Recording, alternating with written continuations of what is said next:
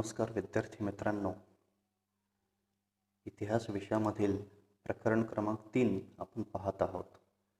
भारत आणि युरोपीय वसाहतवाद या प्रकरणामध्ये यापूर्वीच्या व्हिडिओमध्ये आपण पोर्तुगीज आणि ब्रिटिश वसाहती भारतामध्ये कशा पद्धतीने 17व्या शतकात स्थापन झाल्या या संदर्भात आपण सविस्तर आढावा घेतला आहे.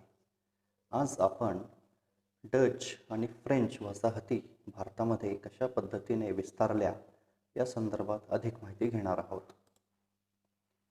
इसवी सन 1602 साली नेदरलँड या ठिकाणी असणाऱ्या अनेक डच कंपन्यांकडून युनायटेड ईस्ट इंडिया कंपनीची स्थापना करण्यात आली.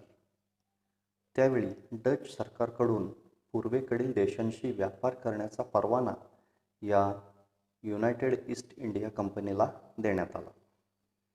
या कंपनीला आशिया खंडामध्ये वसाहती निर्माण करण्याचा 21 वर्षांचा मक्ता देण्यात आला.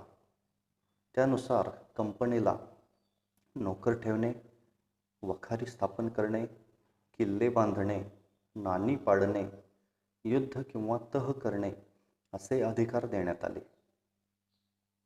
युनायटेड ईस्ट इंडिया कंपनी ही जगातील सर्वप्रथम बहुराष्ट्रीय कंपनी मानली जाते.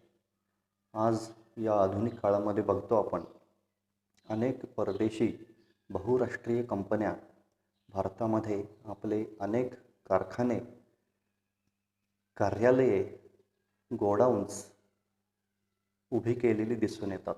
पण ह्याची सुरुवात ही 17व्या शतकामध्ये झाली होती आणि ती हॉलंड या देशाच्या युनायटेड ईस्ट इंडिया कंपनीच्या स्वरूपात ती सर्वप्रथम स्थापन झाली होती. 17व्या शतकामध्ये या कंपनीने आपल्या मसाल्याच्या व्यापारातील एकाधिकारशाहीमुळे मोठ्या प्रमाणावर नफा कमावला होता. या कंपनीकडून आफ्रिकेच्या पूर्व किनाऱ्यापासून जपानपर्यंत वसाहती आणि वखारी स्थापन झाल्या होत्या. कारण तत्कालीन काळामध्ये या कंपनीच्या वखारींचा विस्तार आजच्या वेगवेगळ्या देशांमध्ये झालेला दिसून येतो.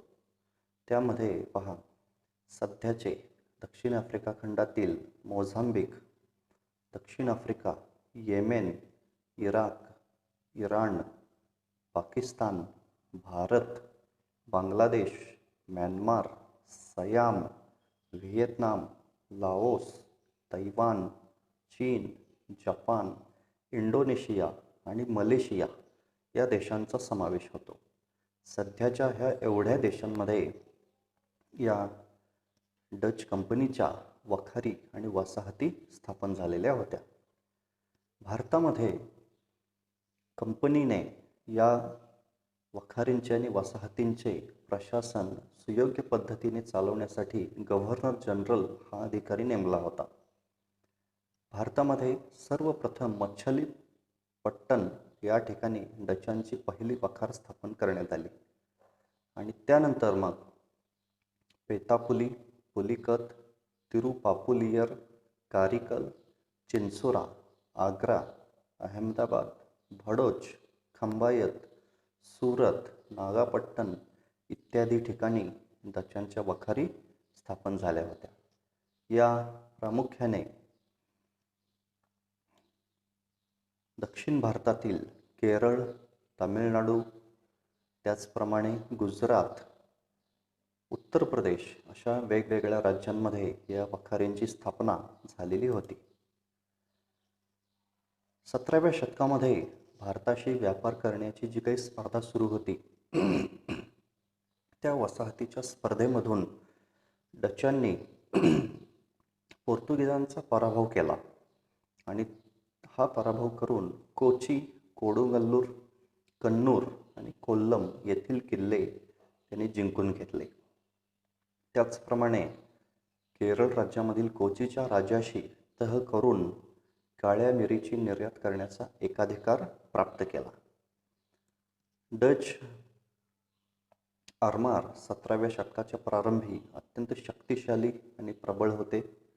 कोणत्याही प्रसंगाचा सामना करण्यासाठी या डचांनी 20 जहाजांचे आरमार आणि 3-4 हजार सैन्याची सिद्धता निर्माण करून ठेवली होती. त्यावेळी भारतीय सत्ताधीशांना डचांकडून जहाजाचा परवाना घेणे बंधनकारक बनले होते. जर एखाद्या जहाजाने परवाना न घेता प्रवासाला सुरुवात केली तर त्यावेळेला ताबडतोब त्या जहाजाचा ताबा घेतला जात होता. ते जहाज जप्त केले जात होते. तत्कालीन काळामध्ये भारतात मुघल सत्ता, आदिलशाही सत्ता, कुतुबशाही सत्ता या बलाढ्य सत्ता असूनही यांना डचांच्या परवानगीने समुद्र प्रवास करावा लागत होता. या ठिकाणी आपण डच ईस्ट इंडिया कंपनीचा लोगो म्हणजेच बोधचिन्ह पाहू शकतो. वेरिनिग्ड ईस्ट इंडिश कोम्पानने अशा पद्धतीने या डॅनिश भाषेमधील या कंपनीचे नाव त्यावेळेला होते आणि त्याचे बोधचिन्ह अशा प्रकारे होते. यानंतर या प्रकरणातील शेवटचा भाग आपण पाहणार आहोत. फ्रेंच. भारताशी व्यापार करायच्या स्पर्धेमध्ये उतरलेल्या प्रमुख सत्तांपैकी फ्रेंच हे शेवटचे सत्ताधीश होते. ह्यापूर्वी आपण पाहिलं, सर्वप्रथम पोर्तुगीज भारतामध्ये आले, त्यानंतर ब्रिटिश भारतामध्ये आले आणि कालांतराने डच वसाहती भारतामध्ये स्थापन झाल्या. सर्वात शेवटी फ्रेंचांच्या वसाहती भारतामध्ये स्थापन होण्यास सुरुवात झाली. इसवी सन 1664 मध्ये फ्रेंच अर्थमंत्री झाँ बातिस्त कोल्बेर याच्या पुढाकाराने फ्रेंच ईस्ट इंडिया कंपनीची स्थापना करण्यात आली.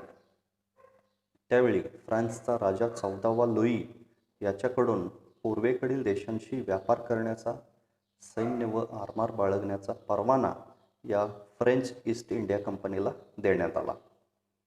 1666 मध्ये बेबेर व लाबुलाय ला गुज या फ्रेंच राजदूतांनी मुघल बादशहा औरंगजेब याच्याकडून सुरत येथे वखार सुरू करण्याची परवानगी मिळवली आणि त्यानुसार 1668 मध्ये पहिली फ्रेंच वखार सुरत या ठिकाणी स्थापन करण्यात आली.